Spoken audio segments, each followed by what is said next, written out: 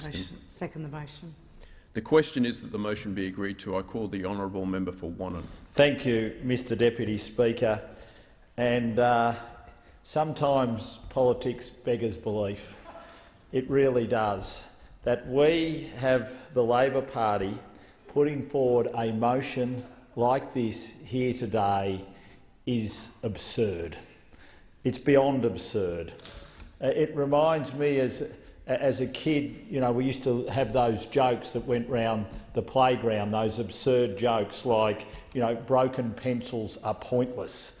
Well, can I tell you, this whole debate is pointless, and I see the member for Fremantle has actually exited the chamber after putting forward this motion.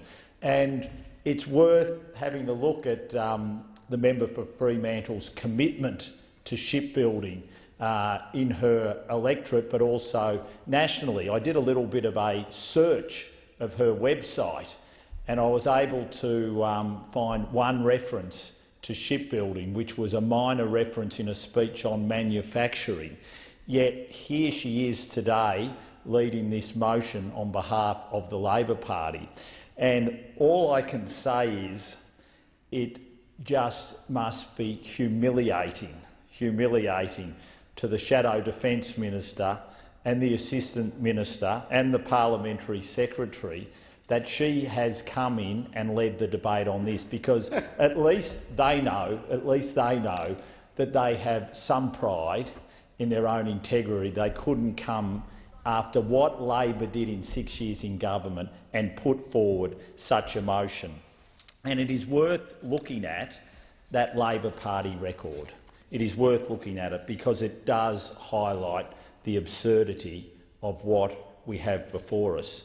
But we should also just take a moment to pause and reflect, because the record is so bad, it is so abysmal, that we should try and ensure that we never ever have a record like this again on either side of government. Because ultimately, while we can joke and laugh about it, and we should joke and laugh about this motion, the seriousness of the importance of ensuring that we can defend our nation should be something that both sides of government seek to strive to achieve at all times.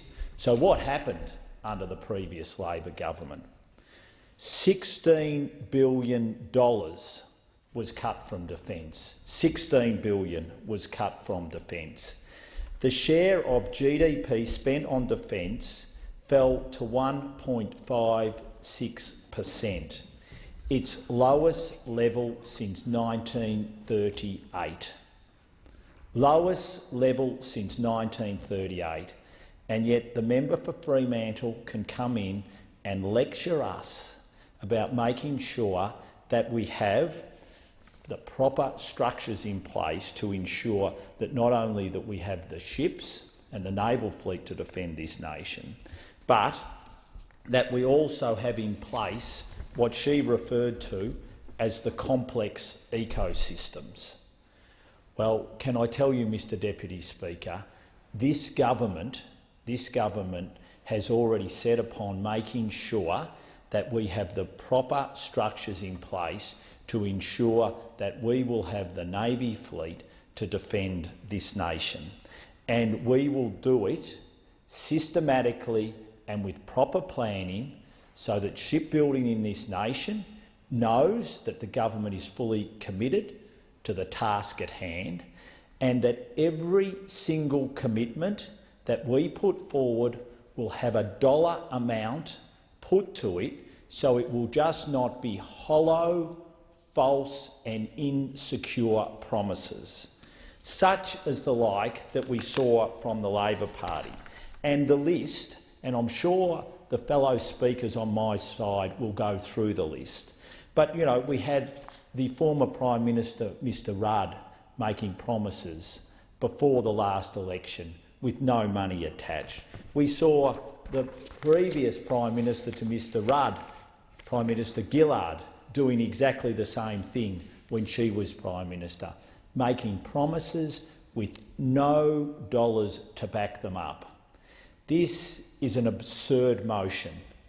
The member for Fremantle has pretty much taken our policy, which we took to the last election, criticising the former Labor government, and presented it here today. It is absurd. I thank the member